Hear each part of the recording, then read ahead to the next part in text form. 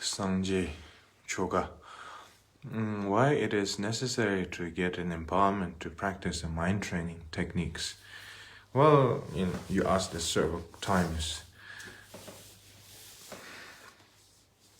Many of us, when we think about the empowerment, we think that empowerment has something to do with the object that I'm holding, or you are sitting there with your clean, head and without any hat on it, and then in the temple, and and then I recite some mantras, and then I put the object on your head, and then you think, okay, I received the empowerment.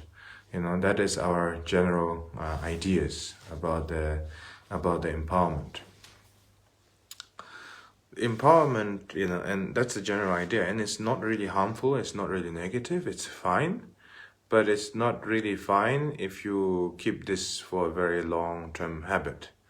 If you say, okay, I go in the front of the Buddha statue, I make a 3-time prostration, and then I put my head on the shrine of the Buddha, on the feet of the Buddha, and I seek a blessing of the Buddha Shakyamuni. Yeah, that is good. That is meaningful. That is good.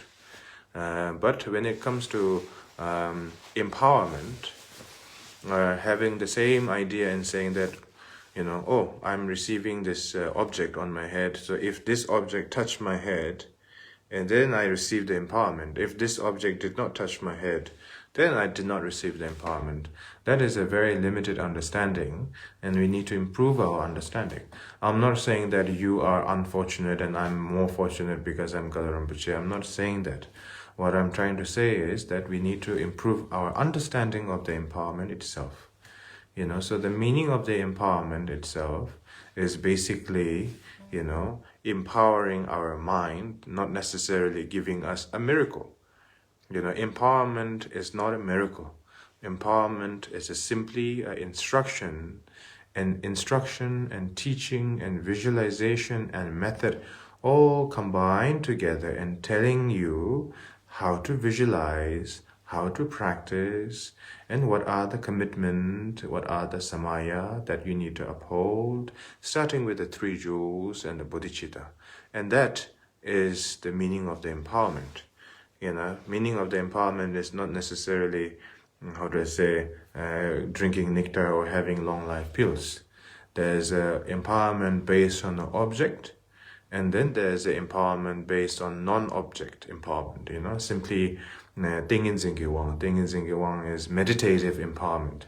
So both method are similar, Maybe one has a less object, one has a more object. Like an example, if it's like a Niguma empowerment, like enlightened Dakini Niguma's empowerment, or the Sukhasiddhi empowerment, the long life empowerment, or the Sukhasiddhi and Niguma, it has much more object. Like an example, there's Cyril, the long life pills, the nectar, and then there's a vast long life vase, and then there's the arrow with the 5 cloth, dadar we call it, and then there's a tebum, so and then there's all this object, so then if you look at the Chakrasambhara practice or empowerment, then there's all the empowerment of all the different objects, including with all the 5 deity, all the 4 deities combined together, so there's in Judalhanga empowerment, there's 108 deities. But in 108 deities, the mainly empowerment is coming from the 5 deities. And there's a preliminary empowerment, there's a primary empowerment, there's a secret empowerment, and there's the absolute empowerment. So all these are necessary.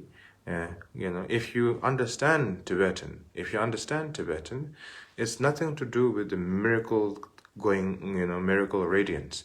It's more to do with your teacher telling you how to visualize, and what is the first stage of the visualization, what is the second stage of the visualization, what is the third stage of the visualization, with the bodhicitta, refuge, and then also a confession, and then offering a mandala, taking a refuge to the three jewels, and then followed by taking a special refuge to the mandala itself, and then your guru giving an introduction about how the mandala actually looks like, if it's Avalokiteshvara or Grindara, or like a Siksa Mahakala or Chakasambhara, so based on each empowerment, then the whoever the instructor may be, have to explain to you, this is the shape of the mandala, this is the color of mandala, this is the size of the mandala, this is the,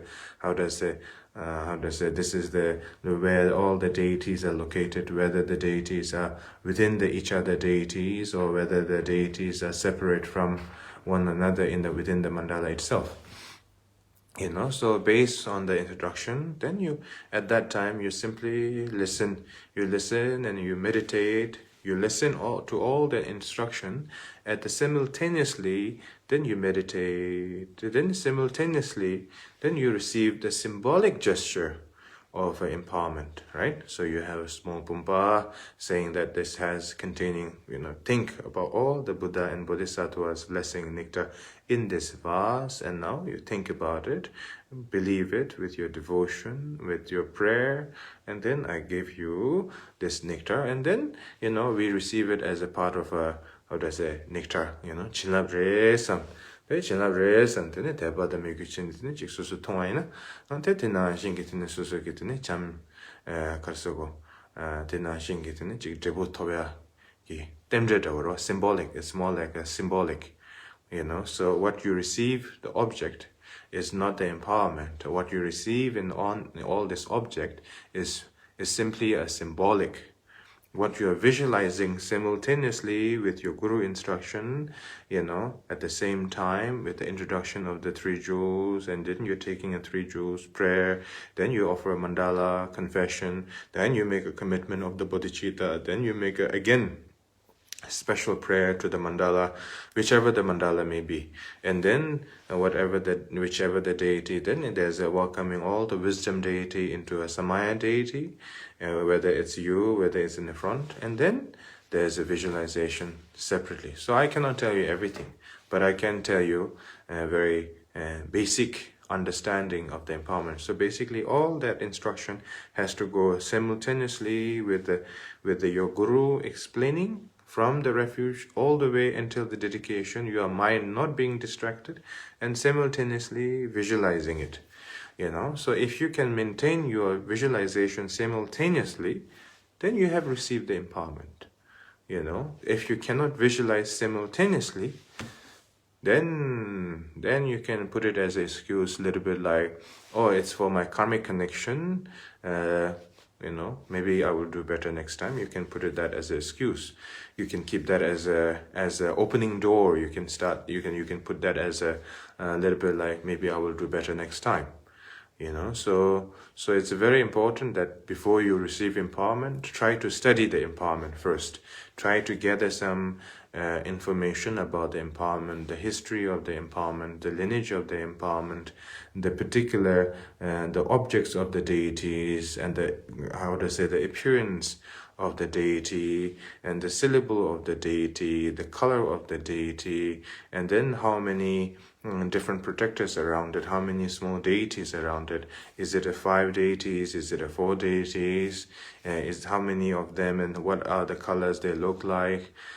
So try to investigate and try to have that understanding first before you going ahead and say, oh, I want to receive empowerment.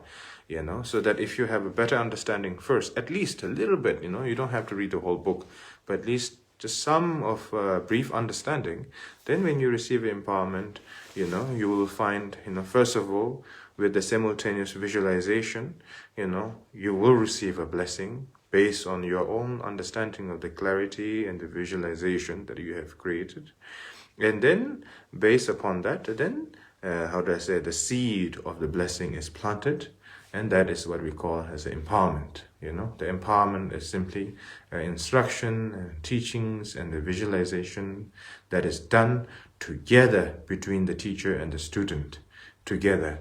And that is how you can say that I have received the empowerment, so all the way until the dedication, So some of you might be thinking, oh yeah, why should I receive so many empowerment? Well, you can receive many empowerment for your future purpose, but you should practice one one empowerment and one deity for more longer duration, but you should receive many empowerments from many different traditions as much as possible, and then maybe in the future you will get opportunity to do some kind of retreat. Maybe you will find a different master that you feel really connected from the bottom of the heart, and then you may want to do the retreat and teachings and practice with the sanghas, right?